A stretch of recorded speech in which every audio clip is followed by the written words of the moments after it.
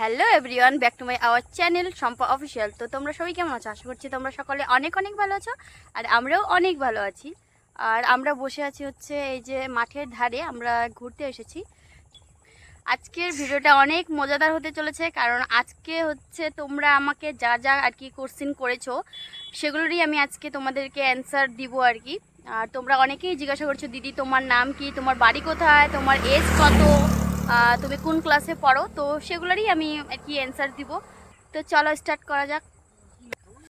1 নম্বর question হচ্ছে, দিদি তোমার নাম কি? তো আমার নাম হচ্ছে শম্পা। আর 2 নম্বর হচ্ছে, দিদি তোমার বাড়ি কোথায়? আমার বাড়ি হচ্ছে উত্তর দিনাজপুরে। আর উত্তর দিনাজপুরে কোথায় সেটা আমি বলছি না, কারণ ভিডিও দেখলেই পরে বুঝতে পাবে উত্তর দিনাজপুরে কোথায় আমার বাড়ি। আর হচ্ছে 3 নম্বর প্রশ্ন হচ্ছে, দিদি তোমার এজ কত?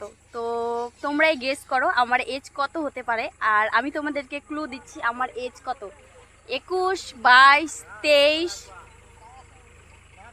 30। 4টা সংখ্যা বললাম, 4টা সংখ্যার মধ্যে কোনটা আমার এজ হতে পারে তোমরা গেস করো আর কমেন্ট সেকশনে গিয়ে কমেন্ট করো।